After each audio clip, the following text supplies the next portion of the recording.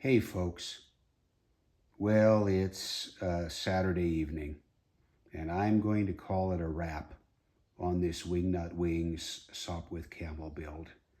Yes, I still have to put in the cross bracing in front of the cabane struts, crossing over the machine guns, but that'll come at some other point. I have decided it's time to put this baby on the shelf. What did I like about this kit? Well, it's got the usual superb styrene quality, molding quality. The instructions are great. Wingnut Wings was a wonderful company and put out onto the market some absolutely great aircraft models. This is one of them. I really liked the aftermarket aviatic decals that I decided to use. And in fact, getting those decals and for this livery is what made me bump this build up. And I want to make it clear that the only parts that are painted on this build are the engine cowling, the engine, the prop, the landing gear, the struts, the machine guns, the pilot.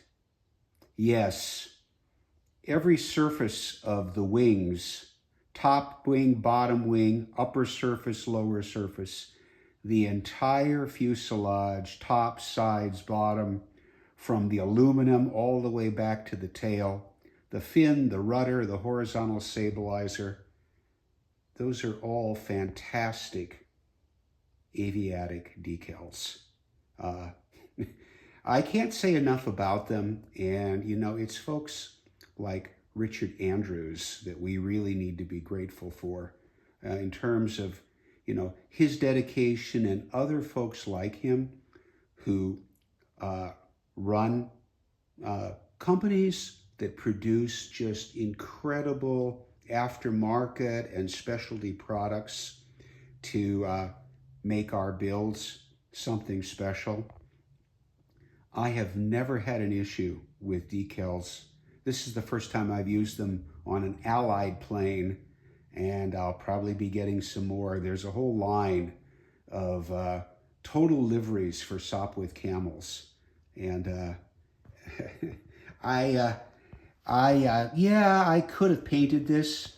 It would have been a 4-month build, and my paint job would have maybe matched the quality of what came out, and so I'm really happy.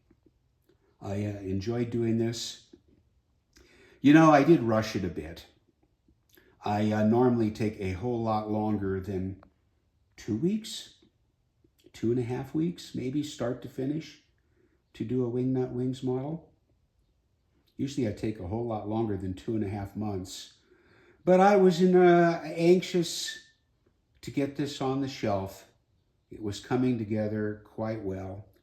Of course, it's got the usual insanely precise Wingnut Wings engineering in terms of tight tolerances, which doesn't necessarily play to my strengths as a model builder, but I'm sure that most folks, appreciate it. And I think, of course, all of that makes it such a superb model, and all of the line anyway.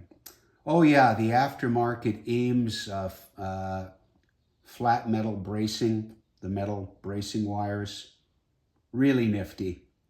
It turned a 4-day, 5-day job into less than a 4-hour job, and I think they came out pretty well. So there it is on the shelf. Take a little bit of a rest now. The next project is going to be a long one. Probably something that'll engage me in terms of an aircraft build for the remainder of this calendar year. But I'm happy to add this Sopwith to the fleet. I now have a pup, a camel, a tripe, and a snipe. Well, it rhymes, doesn't it? And all from Wingnut Wings, and they're just a wonderful, wonderful aircraft. So there it is. Someday, you know, I'm keeping the box. I've got the extra spare parts. I'll get that cross bracing on maybe, but right now it's going up for my personal display. It was a lot of fun. Thanks for watching.